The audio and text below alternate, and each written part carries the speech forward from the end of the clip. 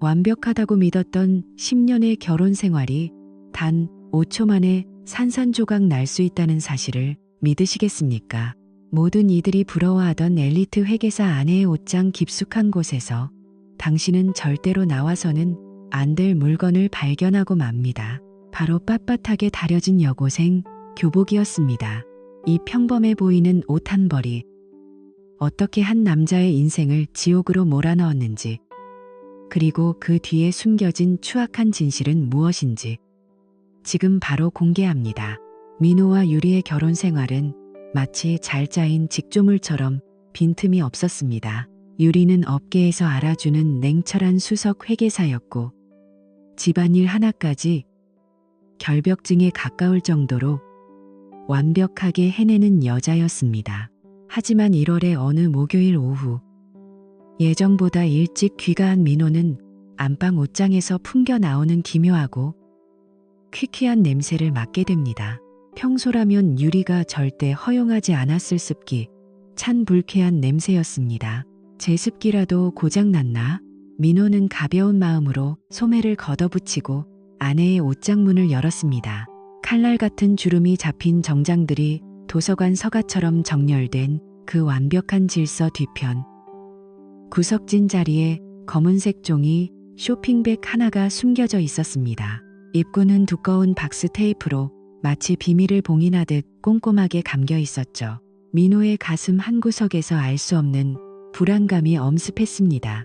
테이프를 뜯어내고 내용물을 꺼낸 순간 민호의 눈동자는 심하게 흔들렸습니다. 그것은 추억의 물건이라고 하기엔 디자인이 너무나 현대적인, 최근 여고생들 사이에서 유행하는 극단적인 슬림핏의 체크무늬 교복이었습니다. 손끝에 닿는 촉감은 소름 끼치도록 이질적이었습니다. 세월의 흔적은커녕 방금 세탁소에서 찾아온 듯한 독한 드라이클리닝 약품 냄새가 코를 찔렀습니다. 그리고 재킷 가슴팍에 달린 이름표를 본 순간 민호는 구역질을 참을 수 없었습니다. 거기엔 한율이라는 세 글자가 선명하게 박혀 있었으니까요. 평소 무릎 위로 올라가는 치마조차 경박하다며 손사래를 치던 지적인 아내가 왜 이런 옷을 보물처럼 숨겨두고 있었던 걸까요? 문득 지난 몇 달간 무심코 넘겼던 유리의 기묘한 변화들이 주마등처럼 스쳐 지나갔습니다. 가장 먼저 떠오른 건 향기였습니다. 유리는 10년 동안 은은한 라벤더 향만을 고집하던 사람이었습니다. 그런데 언제부턴가 그녀에게서는 코를 찌를 듯 달콤하고 저렴한 과일 향이 나기 시작했습니다. 마치 10대 소녀들이나 쓸 법한 보디 미스트 냄새였죠. 사무실 막내 직원이 선물해줘서 발라봤다며 수줍게 웃던 그녀의 모습이 이제는 소름 끼치는 가면처럼 느껴졌습니다. 퇴근 시간도 이상했습니다. 결산 시즌도 아닌데 유리는 부쩍 야근이 잦아졌습니다. 피곤해 지쳐 돌아와야 할 아내는 이상하게도 뺨이 발그레하게 상기되어 있었고 눈동자에는 생전 처음 보는 생생한 활기가 가득했습니다. 민호가 다가가면 화들짝 놀라며 휴대폰을 뒤집어 놓거나 서둘러 욕실로 직행하곤 했죠. 거울 앞에서 입술에 붉은색 틴트를 덧바르며 보여주던 그 설렘과 불안이 뒤섞인 표정. 그것은 남편인 민호 앞에서는 단 한 번도 보여준 적 없는 모습이었습니다. 민호는 떨리는 손으로 휴대폰을 꺼내 식탁 위에 그 교복을 펼쳐놓고 사진을 찍었습니다. 이것은 단순한 의심이 아니라 10년이라는 세월이 무너져 내리는 박제된 증거였습니다. 사랑이라 믿었던 모든 순간이 이 음습한 비밀 앞에서 산산조각 나고 있었습니다. 창밖으로 겨울 해가 뉘엿뉘엿 지고 거실로 길게 드리워진 그림자가 마치 민호의 목을 죄어오는 괴물처럼 보였습니다. 잠시 후면 아내가 돌아올 것입니다. 아무 일도 없었다는 듯 단정한 정장 차림으로 남편의 안부를 묻는 그 가식적인 미소를 띠면서 말이죠. 민호는 쇼핑백을 원래 있던 자리에 똑같이 되돌려 놓았지만 그의 심장에 박힌 의심의 가시는 이미 깊숙이 뿌리를 내린 뒤였습니다. 민호는 결심했습니다. 이 정체 모를 불쾌한 연극의 결말을 반드시 끝까지 지켜보겠노라고. 방 안에는 여전히 퀴퀴한 냄새와 아내가 숨겨둔 가짜 청춘의 향기가 뒤섞여 공기를 무겁게 짓누르고 있었습니다. 민호는 이 거대한 거짓말의 실체를 밝히기 위해 결코 되돌릴 수 없는 금기된 문을 열기로 마음먹었습니다. 조용히 집을 나선 민호의 발걸음은 어둠이 짙게 깔린 도시의 한 구석으로 향하고 있었습니다.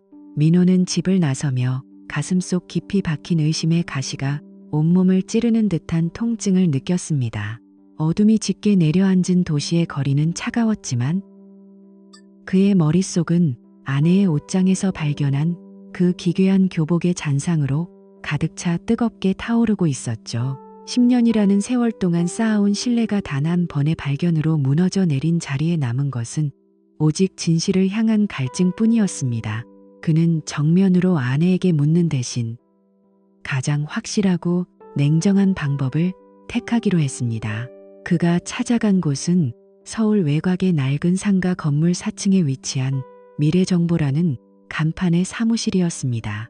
엘리베이터도 없는 좁고 가파른 계단을 오를 때마다 민호의 심장은 터질 듯이 뛰었습니다.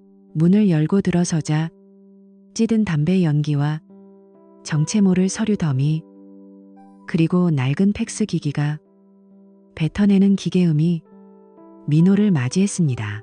그곳의 주인은 백전노장 같은 인상을 가진 탐정 강대성이었습니다. 대성은 민호가 내민 교복 사진을 무심하게 쳐다보더니 이내 날카로운 눈빛으로 민호를 쏘아보았습니다. 선생님, 이 바닥일은 감정보다 증거가 우선입니다. 아내분이 확실히 의심되는 상황인가요? 대성의 목소리는 낮고 차가웠습니다. 민호는 떨리는 목소리로 대답했습니다. 집사람은 이런 걸 입을 사람이 아닙니다. 절대 그럴 여자가 아닌데 제 눈으로 보고도 믿기지가 않습니다. 하지만 이 옷장에서 풍기던 그 낯선 향기와 드라이 클리닝 냄새가 제 목을 조르는 것 같아요. 대성은 혀를 차며 서랍에서 담배를 꺼내 물었습니다. 취향이 아주 독특하시네. 보통 이런 경우는 단순한 외도가 아니라 아예 다른 자아로 살고 싶은 욕망이 투영된 경우가 많죠. 알겠습니다. 오늘부터 바로 붙죠. 남편분은 평소처럼 행동하세요. 티내면 쥐새끼처럼 바로 숨어버리는 게 이 바닥 생리니까요. 만약 조금이라도 어색하게 행동하시면 모든 게 수포로 돌아갑니다. 아시겠어요? 운명의 목요일 오후가 되었습니다. 민호는 자신의 차 안에서 강대성 탐정의 연락을 기다리며 핸들을 꽉 쥐었습니다. 손바닥에는 식은땀이 흥건했고 라디오에서 나오는 음악조차 소음처럼 들렸습니다. 오후 6시. 아내 유리의 퇴근 시간이 되자 휴대폰이 진동했습니다. 타깃 이동 시작합니다. 오피스 빌딩 정문 통과했습니다. 지금 차에 올라타네요. 스피커폰 너머로 들려오는 대성의 낮은 목소리에 민호의 심장이 요동치기 시작했습니다. 유리의 차는 평소 집으로 오던 경로와는 전혀 다른 방향인 외곽 간선도로에 접어들었습니다. 퇴근길 정체 속에서도 그녀의 차는 거침없이 차선을 변경하며 도시를 빠져나갔습니다. 평소 방어 운전의 표본이라던 유리가 맞나 싶을 정도로 과감한 주행이었습니다. 강 소장님, 지금 어디로 가는 겁니까? 저 길은 일산 쪽 아닙니까? 유원지 근처인 것 같은데. 민호가 묻자 대성은 담담하게 대답했습니다. 조금 더 지켜보시죠. 목적지가 명확해 보입니다. 속도를 내는 걸 보니 약속 시간이 정해져 있는 모양이네요. 이런 걸 스릴이라고 착각하는 인간들의 전형적인 행동 패턴입니다. 1시간쯤 달렸을까요? 유리의 차가 멈춰선 곳은 도심에서 한참 떨어진 유원지 근처의 한적한 공영 주차장이었습니다. 겨울이라 해가 일찍 저문 탓에 주차장은 가로등 몇 개만이 텅 빈 아스팔트를 비추고 있었죠. 민호는 대성의 차 뒤쪽 멀찌감치 차를 세우고 숨을 죽였습니다. 차 안의 히터는 꺼져 있었고 한기가 뼛속까지 스며들었지만 민호는 추위조차 느끼지 못했습니다. 잠시 후 대성에게서 다시 전화가 왔습니다. 선생님, 지금부터는 절대 차에서 내리지 마세요. 제가 고성능 카메라로 다 찍고 있으니까요. 자, 아내분 차를 보십시오. 흔들리기 시작합니다. 민호의 눈은 경련하듯 떨렸습니다. 어둠 속에 홀로 서 있는 유리의 흰색 SUV가 마치 살아있는 생물처럼 가늘게 들썩이고 있었습니다. 민호는 강대성의 차 뒷좌석으로 몸을 옮겨 설치된 망원 렌즈를 통해 아내의 차 안을 살폈습니다. 그곳에서 펼쳐지는 광경은 비현실적이다 못해 기괴했습니다. 단정한 회색 정장 바지와 베이지색 코트는 뒷좌석으로 던져졌습니다. 아내는 운전석에서 몸을 비틀며 옷장 구석에서 보았던 그 교복으로 갈아입고 있었습니다. 짧은 체크무늬 치마 아래로 미끈하게 뻗은 다리에 흰색 니삭스를 신는 모습, 그리고 재킷 안에 셔츠 단추를 한두 개 풀어헤치며 거울을 보고 붉은색 틴트를 덧바르는 모습까지 렌즈 너머로 보이는 그녀의 표정은 민호가 지난 10년 동안 단 한 번도 본 적 없는 것이었습니다. 지적이고 차분하던 수석 회계사의 얼굴은 사라지고 그 자리에는 마치 첫사랑을 기다리는 사춘기 소녀 같은 발랄함과 야릇한 흥분이 서려 있었습니다. 저게 정말 내 아내란 말입니까? 저런 얼굴을 하고 민호의 입술이 파르르 떨렸습니다. 손가락 관절이 하얗게 붉어질 정도로 주먹을 꽉 쥐었습니다. 집에서는 피곤하다며 소파에 늘어져 있던 여자가 밖에서는 저토록 생기 넘치는 소녀가 되어 누군가를 기다리고 있다니 모욕감과 배신감이 거대한 파도처럼 밀려와 그의 이성을 마비시켰습니다. 그때였습니다. 주차장 입구로 육중한 검은색 세단 한 대가 미끄러지듯 들어왔습니다. 번호판을 확인한 강대성의 눈이 날카롭게 빛났습니다. 저 차 예사 물건이 아닙니다. 이 동네에서 보기 힘든 고가의 법인 차량이네요. 저 번호판. 대기업 VIP들이나 쓰는 번호입니다. 검은색 세단이 유리의 차 옆에 멈춰 섰습니다. 차 문이 열리기도 전에 유리는 마치 주인을 만난 강아지처럼 차 주위로 다가가 조수석 문을 열었습니다. 그녀의 얼굴에는 민호에게는 단 한 번도 보여준 적 없는 환희에 찬 미소가 걸려 있었습니다. 강 소장님, 따라가야 합니다. 저 남자가 누군지 알아야겠어요. 당장이라도 달려가서 저 가증스러운 얼굴을 확인하고 싶습니다. 민호의 독촉의 대성은 기술적으로 차를 움직였습니다. 진정하세요, 선생님. 이제 시작입니다. 지금 나가면 폭행죄로 역고소 당하기 딱 좋습니다. 저들이 가는 곳은 여기서 멀지 않은 산길일 겁니다. 이런 부류들은 사람 눈을 피해 은밀한 곳으로 숨어들기 마련이죠. 증거를 완벽하게 잡아야 선생님이 나중에 유리해집니다. 이 바닥에서 살아남으려면 냉정해져야 해요. 세단은 인적이 드문 외곽 숲길로 기술을 돌렸습니다. 가로등 하나 없는 숲길의 막다른 공터에 차가 멈춰 섰습니다. 검은색 세단은 시동을 끄고 미등조차 지웠습니다. 사방은 적막에 휩싸였고 오직 마른 나뭇가지들이 바람에 부딪히는 소리만이 들려왔습니다. 강대성은 능숙한 솜씨로 뒷좌석에 설치된 적외선 카메라를 가동했습니다. 자, 이제 똑똑히 보십시오. 저게 선생님이 알던 아내의 진실입니다. 화면을 잘 보세요. 카메라의 액정 화면 속에서 펼쳐지는 기괴한 광경을 보며 민호의 세계는 한 뼘씩 무너져 내리기 시작했습니다. 적외선 렌즈가 잡아낸 차 안의 실루엣은 민호의 영혼을 난도질하기에 충분했습니다. 아내는 남자의 무릎 위에 고양이처럼 웅크리고 앉아 있었습니다. 어둠 속에서 켜진 작은 무드등 아래로 드디어 그 남자의 연모 얼굴이 드러나고 있었습니다. 그 얼굴을 본 순간 민호는 온몸의 피가 거꾸로 솟는 기분을 느꼈습니다. 여러분, 만약 여러분의 배우자가 집에서는 세상에서 가장 보수적인 사람인데 밖에서 저런 옷을 입고 누군가의 무릎 위에 앉아 있다면 어떤 기분이 들까요? 이 남자의 정체는 단순한 내연남이 아니었습니다. 그는 바로 유리가 다니는 회사의 절대 권력자였습니다. 여기서 우리는 한 가지 중요한 사실을 깨달아야 합니다. 믿음이라는 것이 얼마나 쉽게 배신이라는 칼날로 변할 수 있는지 말이죠. 만약 여러분도 비슷한 의심이 든다면 절대 감정적으로 대응하지 마세요.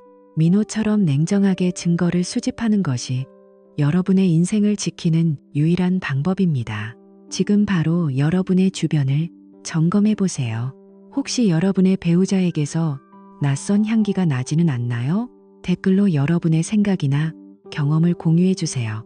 여러분의 이야기가 누군가에게는 큰 힘이 될 수 있습니다. 이제 이 비극적인 연극의 막이 오르려 합니다. 그 남자의 정체가 밝혀지는 순간 민호의 분노는 걷잡을 수 없이 폭발하고 맙니다.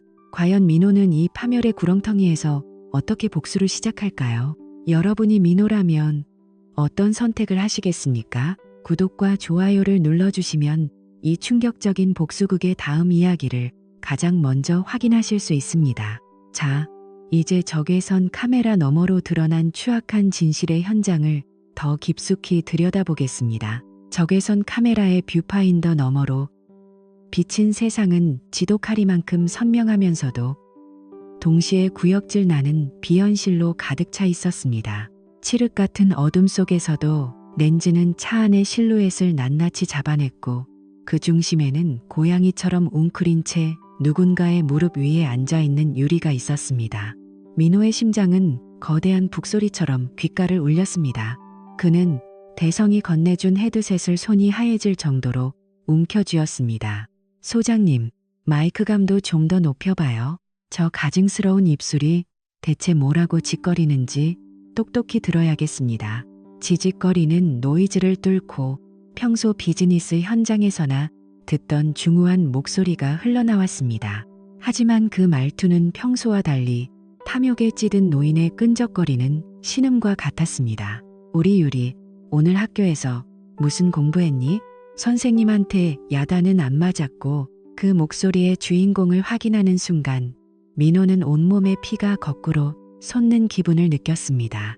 그는 유리가 근무하는 회계법인의 최대 주주이자 부부 동반 모임에서도 종종 마주쳤던 중견 기업의 회장 박상훈이었습니다. 평소 유리를 향해 우리 회사의 보배라며 인자한 미소로 칭찬하던 그 신사가 지금 민호의 아내에게 교복을 입혀놓고 짐승 같은 노름을 벌이고 있었던 것입니다. 더욱 충격적인 것은 유리의 반응이었습니다. 오늘은 선생님한테 야단 맞았어요.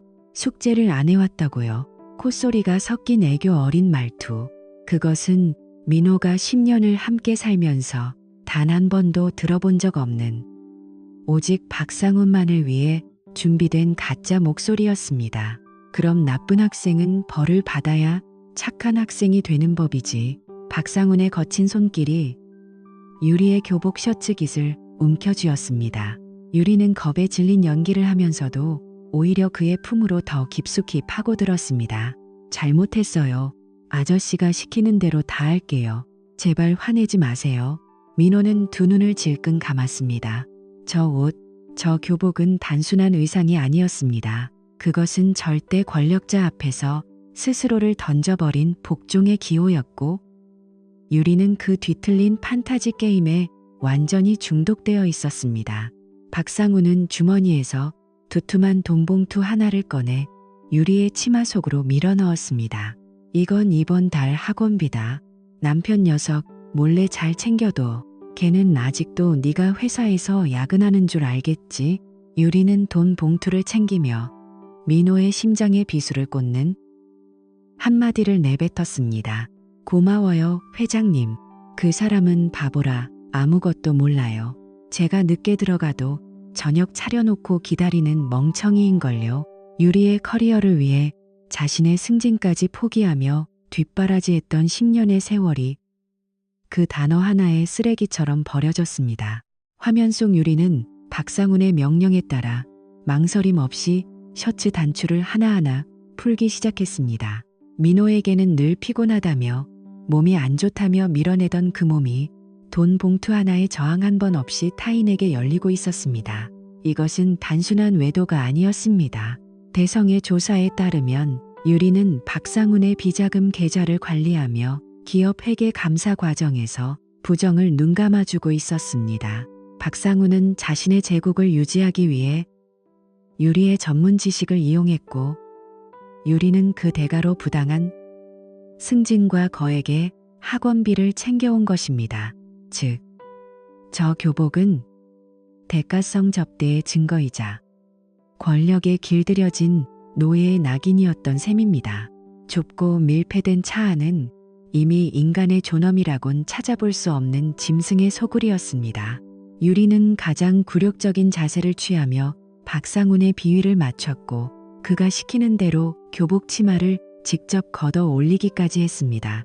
10년 전 성당에서 하얀 웨딩드레스를 입고 죽음이 갈라놓을 때까지 사랑하겠노라 맹세하던 그 여자는 어디로 간 걸까요? 소장님, 더 찍으세요. 저 여자 표정, 돈봉투 챙기는 순간 박상훈의 얼굴까지 단 한 장면도 놓치지 말고 다 기록하세요. 민호의 목소리는 이제 서늘하게 가라앉아 있었습니다. 슬픔은 얼음처럼 차가운 복수심으로 변해 있었습니다. 저 교복이 저 여자에게는 복종의 상징일지 몰라도 나에게는 저 여자를 파멸시킬 가장 강력한 무기가 될 겁니다. 1시간쯤 지났을까? 추악한 변신극이 끝나고 유리는 다시 단정한 학생의 모습으로 돌아갔습니다. 박상훈은 만족스러운 듯 유리의 엉덩이를 가볍게 두드렸고 유리는 내일은 더 짧은 걸로 준비할게요라며 차에서 내렸습니다. 여러분, 방금 보신 이 장면이 믿기시나요? 유능한 회계사라는 가면, 뒤에 숨겨진 추악한 거래, 그리고 남편을 멍청이라 부르며 비웃는 저 가증스러운 미소.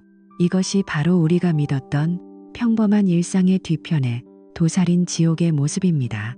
박상훈이라는 거물은 돈과 권력으로 타인의 영혼을 사냥했고 유리는 그 사냥개이자 노예가 되어 스스로 교복 속에 갇히기를 선택했습니다. 이들의 관계는 사랑도 단순한 불륜도 아닌 철저하게 계산된 권력과 복종의 비즈니스였습니다. 유리는 기업의 회계 장부를 조작해 박상훈의 비자금을 세탁해주고 박상훈은 그 대가로 유리의 치마 속에 돈 봉투를 찔러 넣어주며 자신의 뒤틀린 성적 욕망까지 채운 것이죠. 민호는 떨리는 손으로 헤드셋을 벗었습니다. 하지만 귓가에는 여전히 그 사람은 멍청이인걸요. 라는 유리의 목소리가 환청처럼 맴돌았습니다. 여러분, 만약 여러분이 민호라면 지금 이 순간 어떤 기분이 들겠습니까?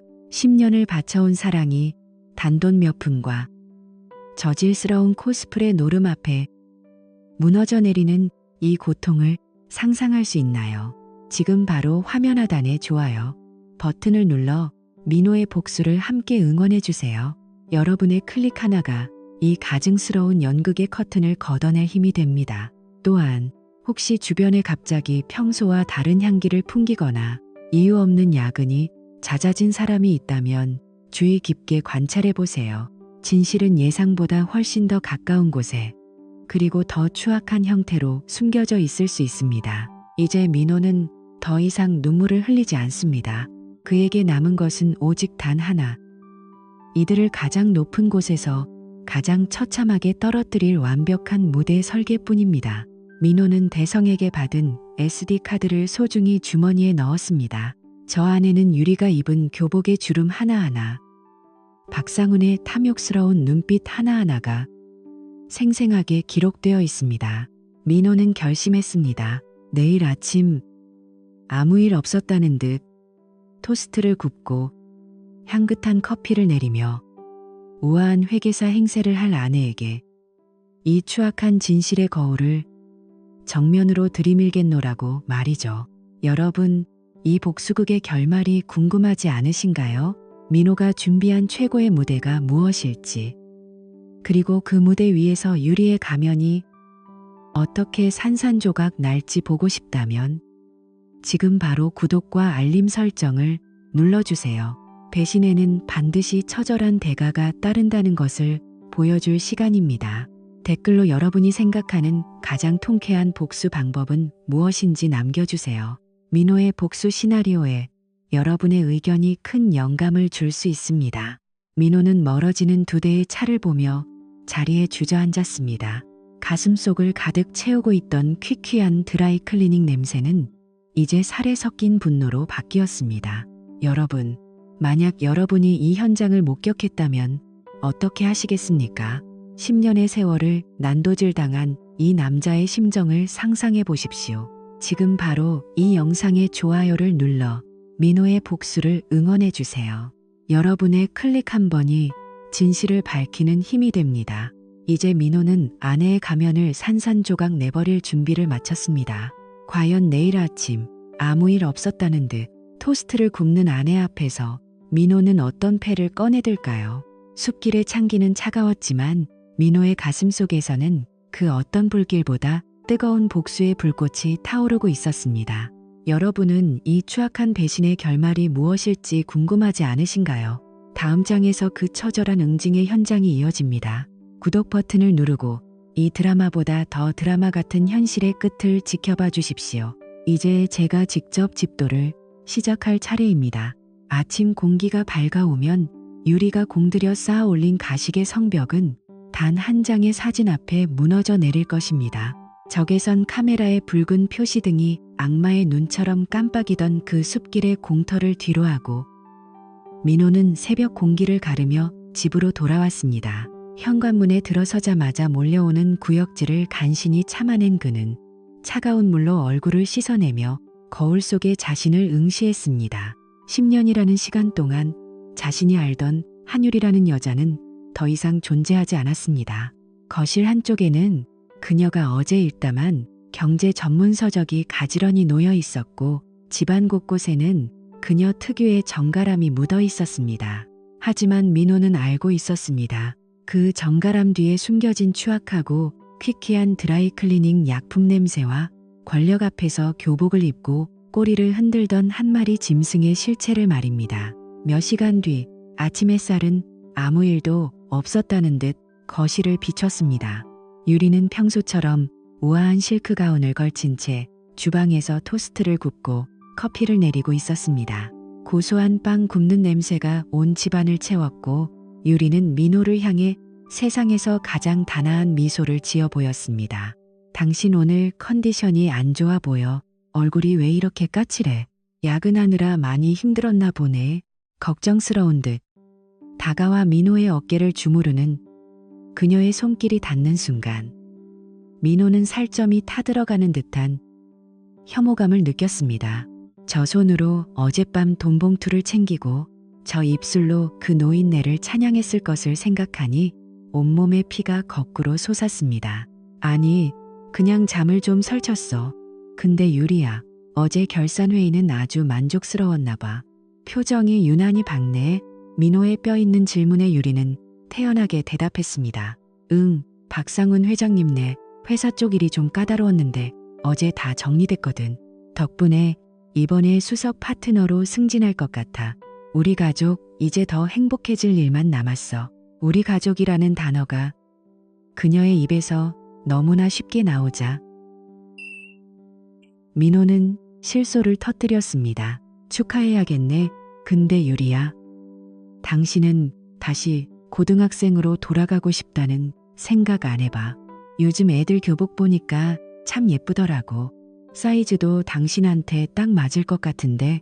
순간 유리의 젓가락 끝이 허공에서 멈췄습니다. 그녀의 눈동자가 아주 짧게 흔들렸지만 이내 특유의 침착함을 되찾으며 웃어넘겼습니다. 무슨 뚱딴지 같은 소리야. 나이 먹고 주책 맞게. 난 지금이 좋아. 사회적 지위도 있고 당신 뒷바라지하느라 그런 헛생각할 틈이 어딨어. 보수적이고 단정한 아내의 전형적인 대답이었지만 민호는 이제 더 이상 속지 않았습니다.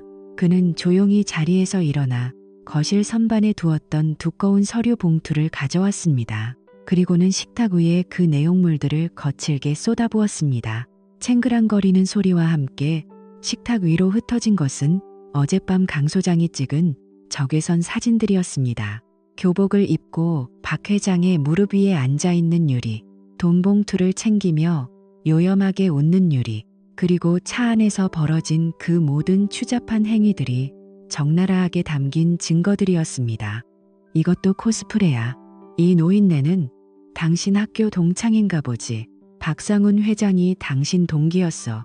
민호의 목소리가 주방을 쩌렁쩌렁하게 울렸습니다. 유리의 얼굴에서 생기가 순식간에 빠져나가며 종이장처럼 창백해졌습니다. 그녀는 바닥으로 떨어진 사진 한 장을 집어들려다 손을 덜덜 떨며 다시 놓쳤습니다.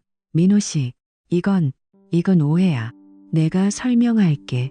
제발 내 말 좀 들어봐. 유리는 무너지듯 의자에서 미끄러져 바닥에 주저앉았습니다. 저 사진 속에서 교복 단추를 직접 풀고 있는 여자가 당신이 아니란 말이야. 아니면 박 회장이 협박이라도 했어.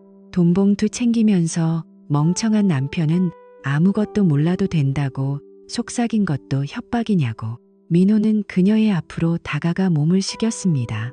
유리의 어깨가 공포로 들썩였습니다. 당신이 나한테 그랬지. 난 아무것도 모르는 바보라고. 저녁 차려놓고 기다리는 멍청이라고. 그래, 나 멍청이 맞다. 10년 동안 당신이 세상에서 가장 깨끗한 여자인 줄 알고 떠받들고 살았으니까. 유리는 바닥을 기며 민호의 바짓가랑이를 붙잡고 울부짖었습니다. 민호 씨, 제발, 우리 가족을 위해서 그랬어. 박 회장이 우리 법인 물량 다 끊겠다고 협박해서 난 그냥 우리 잘 살아보려고. 우리 가족. 민호는 차갑게 그녀의 손을 뿌리쳤습니다. 우리 가족을 위해서 교복을 입고 그 노인네 앞에서 엉덩이를 흔들었다고. 유리야, 차라리 바람을 피웠다고 해. 돈 때문이 아니라 그 남자가 좋아서 그랬다고 하라고. 그게 그나마 인간답지 않아. 어떻게 나한테 그럴 수가 있어. 민호는 식탁 위에 있던 커피잔을 벽으로 던졌습니다. 산산조각 난 파편이 유리의 얼굴 옆을 스쳐 지나갔습니다. 이때 유리의 휴대폰이 요란하게 울리기 시작했습니다. 법인의 대표 파트너였습니다. 한유리 회계사님, 지금 당장 짐 싸서 나오세요. 금융감독원에서 당신과 박상훈 회장 사이에 유착 관계를 포착했다는 긴급 통보가 왔습니다. 당신은 오늘부로 무기한 정직입니다. 유리의 표정이 순식간에 무기력하게 변했습니다.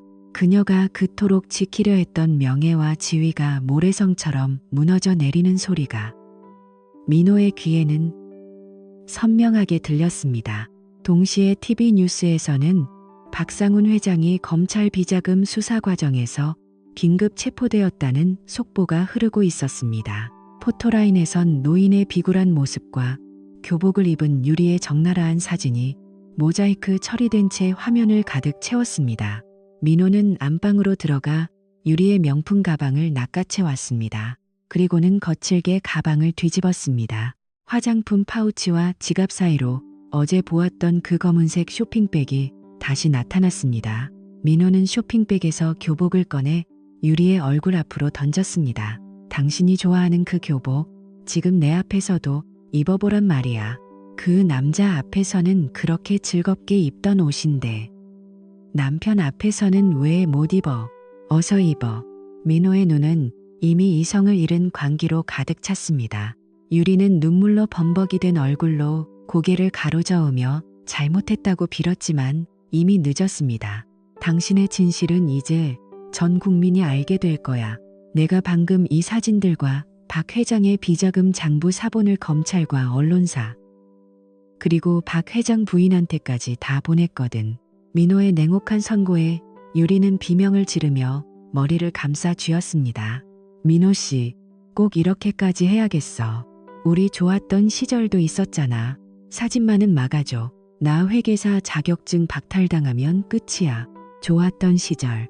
내가 그 노인네 무릎 위에서 멍청한 남편 비웃는 영상을 볼 때 우리 좋았던 시절은 이미 내 손으로 도살당했어. 넌 이제 가야 할 곳이 있어. 법정, 그리고 감옥. 민호는 차갑게 말을 내뱉고는 현관으로 향했습니다. 등 뒤에서 유리의 통곡 소리가 들려왔지만 그는 단 한 번도 뒤돌아보지 않았습니다. 문을 닫고 나오자 아침 공기는 여전히 차가웠지만 민호의 가슴 속에서는 그 어떤 겨울바람보다 시린 복수가 이제 막 시작되고 있었습니다. 여러분, 10년의 신뢰가 무너진 자리에 남은 것은 타오르는 증오뿐입니다. 유리는 자신의 커리어를 지키기 위해 몸을 던졌다고 말하지만 결국 그 선택이 그녀를 나락으로 밀어넣었습니다. 배신에는 반드시 처절한 대가가 따른다는 것을 우리는 잊지 말아야 합니다. 지금 이 순간에도 배우자를 속이며 아무도 모를 거야 라고 생각하는 분들이 있다면 경고합니다. 진실은 반드시 옷장 구석에서부터 새어나오기 마련입니다. 이 통쾌한 응징의 과정이 여러분께 어떤 교훈을 주었나요? 여러분이 민호라면 과연 그 자리에서 그녀를 용서할 수 있었을까요? 아니면 더 강력한 복수를 원하셨을까요? 댓글로 여러분의 생각을 공유해 주세요. 여러분의 솔직한 의견이 다른 시청자들에게 큰 울림을 줄 수 있습니다. 이 영상이 마음에 드셨다면 좋아요와 구독 버튼을 꼭 눌러주세요. 여러분의 응원이 민호와 같은 피해자들이 다시 일어설 수 있는 힘이 됩니다. 이제 유리는 평생을 교복 입은 여자라는 조롱 섞인 시선 속에 살아가야 할 것입니다. 이것이 바로 가증스러운 가면을 쓰고 살아온 자가 치러야 할 대가입니다. 다음 장에서 모든 것을 잃은 자들의 비참한 최후와 민호의 마지막 선택이 이어집니다. 이 처절한 응징의 끝을 함께 지켜봐 주십시오. 한 남자의 인생을 난도질한 대가는 그 어떤 드라마보다 더 잔혹하고 현실적으로 다가올 것입니다. 지금 바로 다음 이야기로 이동해 보세요. 이 복수의 마침표가 여러분을 기다리고 있습니다.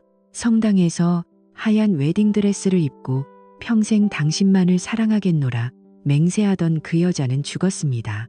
아니, 어쩌면 처음부터 존재하지 않았던 허상이었을지도 모릅니다. 민호는 지독한 배신의 끝에서 마지막 응징을 마친 뒤 모든 것이 타버린 제위에서 홀로 일어섰습니다. 10년의 세월을 난도질한 대가는 그 교복의 주름보다 더 날카롭고 잔인하게 유리의 삶을 도려냈습니다. 유리는 이제 평생을 교복 입은 회계사라는 조롱 섞인 시선과 법적 처벌이라는 무거운 짐을 진 채 살아가야 할 것입니다. 민호는 복잡한 도심을 떠나 동해안의 한적한 어촌마을로 향했습니다. 그곳은 유리의 향기나 퀴퀴한 드라이클리닝 약품 냄새가 전혀 닿지 않는 소금기 머금은 차가운 바다 냄새만이 가득한 곳이었습니다. 그는 마당 한가운데에 작은 화로를 만들었습니다. 그리고 마지막까지 품고 있던 유리의 사진들과 강 소장에게 받은 증거 서류들의 사본을 하나씩 불길 속으로 던져 넣었습니다. 불길은 붉게 타올랐습니다. 사진 속 유리의 가증스러운 미소와 기괴한 체크무늬 교복 조각들이 불꽃 속에서 일그러지며 검은 재가 되어 허공으로 흩어졌습니다. 불길이 완전히 잦아들고 남은 것은 차가운 잿더미뿐이었습니다. 하지만 민호는 그 어느 때보다 가벼운 숨을 내쉬었습니다. 가슴을 짓누르던 그 퀴퀴한 약품 냄새와 가짜 과일 향기는 이제 더 이상 나지 않았습니다. 믿음이 배신으로 변하고 그 배신이 살에 섞인 복수로 이어지기까지 그는 비로소 그 지옥 같은 굴레에서 해방되었음을 느꼈습니다. 이제 정말 끝이구나. 민호는 타오르는 화로 너머로 끝없이 펼쳐진 수평선을 바라보았습니다. 파도는 끊임없이 밀려왔다. 밀려가며 모래사장의 모든 흔적을 지우고 있었습니다. 마치 그의 인생에서 유리의 존재를 완전히 씻어내듯 말이죠. 여러분, 우리는 매일 수많은 사람과 마주하며 살아갑니다. 가장 가까운 가족. 하지만 여러분은 확신하시나요? 지금 여러분 곁에서 웃고 있는 그 사람이 쓰고 있는 가면 뒤에 진짜 얼굴을 말입니다. 누군가에게 신뢰는 생명보다 소중한 가치지만 또 누군가에게는 권력과 욕망을 채우기 위한 비겁한 수단일 뿐입니다. 유리의 옷장 속에 숨겨져 있던 그 교복처럼 우리 주변에는 상상조차 할 수 없는 음습한 비밀들이 박제되어 있을지도 모릅니다. 이 이야기가 단순히 남의 일처럼만 느껴지시나요? 만약 여러분의 옷장 구석에서 정체 모를 검은 쇼핑백이 발견된다면 여러분은 그것을 열어볼 용기가 있으신가요? 아니면 진실이 두려워 평생 멍청이로 살기를 택하시겠습니까? 신뢰는 한번 깨지면 다시는 붙일 수 없는 유리병과 같습니다. 유리가 입었던 그 교복은 그녀에게는 현실 도피를 위한 탈출구였을지 모르나 결국 스스로를 영원히 가두는 감옥이 되었습니다. 이제 민호의 앞에는 오로지 자신만을 위한 고독하고도 자유로운 시간이 기다리고 있습니다. 그는 더 이상 옷장 구석을 뒤져볼 필요도 누군가의 거짓 야근을 걱정할 필요도 없습니다. 10년의 청춘은 재가 되어 사라졌지만 그 비극의 토양 위에서 민호는 비로소 나라는 진짜 삶을 다시 시작하려 합니다. 여러분의 생각은 어떠신가요? 진실을 마주하고 고통스러운 자유를 얻는 것과 거짓된 평화 속에서 평생 속고 사는 것 중 무엇이 더 나은 삶일까요? 지금 바로 댓글로 여러분의 솔직한 의견을 공유해 주세요. 이 처절한 복수극이 여러분의 가슴속에 작은 경종을 울렸다면 구독과 좋아요로 민호의 새로운 출발을 응원해 주십시오. 여러분의 응원은 비슷한 상처를 입은 누군가에게 다시 일어설 용기가 됩니다. 지금 당장 여러분의 주변을 돌아보세요. 그리고 스스로에게 물어보십시오. 지금 내 곁에 있는 이 사람, 정말 내가 알던 그 사람이 맞는가? 당신의 인생이라는 드라마의 결말은 오직 당신만이 쓸 수 있다는 사실을 잊지 마시기 바랍니다. 진실은 때로 잔혹하지만 우리를 진정으로 자유롭게 합니다. 지금까지 이 충격적인 진실의 현장을 지켜봐 주셔서 감사합니다. 다음에도 더 리얼하고 가슴 시린 이야기로 찾아오겠습니다. 알림 설정을 하시면 놓치지 않고 확인하실 수 있습니다.